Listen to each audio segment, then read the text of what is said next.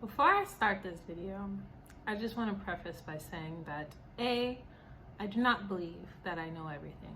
In fact, in many ways, I know that I do not know everything. I know that the more that I learn, the less that I know. And I depend solely on the wisdom and information that I receive from the Lord. So if you have a problem with me pointing out my observations with the community that I am very much a part of, that is something that I would definitely refer you to the Creator on.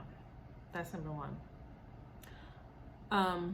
So there's two big things that if the Black community as a whole does not recognize and fix, we will not be prosperous. We will not be what we see other communities do. We will not be able to do that because there's three foundational things, but the third thing is too heavy of a topic to get into in this short video. So first thing, even though really they're all pretty heavy, but the first two I can talk about pretty quickly. So the first thing is the greatest threat and danger to the Black community's stability is Black women being mentally and emotionally unstable and being illogical and being selfish, and those things causing Black women to murder their own children at rates that are higher than any other race of people, and being even in the church, it is widespread. It is shameful.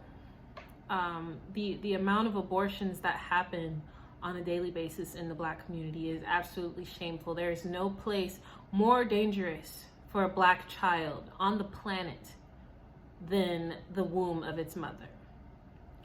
We cannot say that about any other race of people, and even if we could, that's not what we're talking about. What we're talking about is what we're doing, what Black women are doing. And until we can get to a point where we love ourselves so much that even if we do make a mistake, even if we do get into a situation that is not favorable to us, that we put, because we love ourselves, because we love a Black person, being Black people so much. That's my microwave in the background, just ignore that. My curry chicken needs to cool down. A curry goat. But we need to get to a point where we love ourselves, where we love other Black people so much that the thought of terminating a pregnancy for whatever reason is non-negotiable. Like, it's not gonna happen. That's the point that I had to get to when I was young and when I was faced with that decision. That it doesn't matter how I got to this place, that this is a Black life and it matters.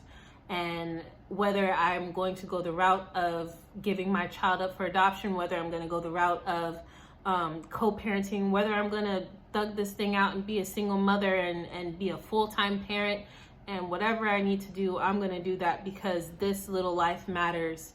And we don't have that attitude. Our attitude is, well, I made a mistake, might as well just bury it in the sand. And it's like we think that has no repercussions. There are so many repercussions. There are so many women whose wombs have become graveyards, who have multiple tomb sites in their nether regions, and they have lost their minds. And that's the first thing. Until Black women get to a point where we really love ourselves, where we really love Black children, and we see, regardless again of how the woman became pregnant, that the child is half of you. So if you love you, then you should automatically love whatever offspring you produce, regardless, again, of how that happened, regardless of how you feel about the other parent. It's you. So that's the first thing. And the second thing is we will not progress until Black people as a whole understand what marriage is for, what marriage is actually for, and all of the complexities of what it really means to be a husband and wife, what it really means to be a mother and father, what it really means to raise children, what it really means to love your spouse, love your mate, to love your children, what all those things really mean. Because our families are so broken, and we have so many broken families. How do you expect to build anything with broken families? Home is your foundation.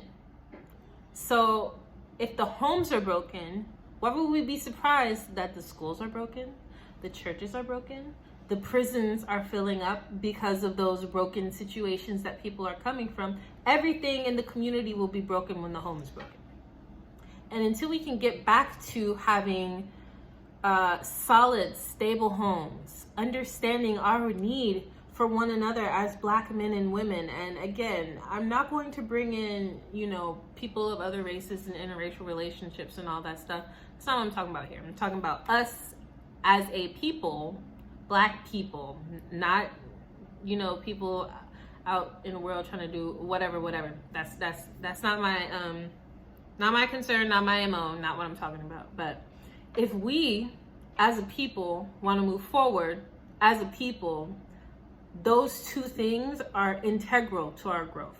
We cannot grow without them. You cannot grow anything without a solid family.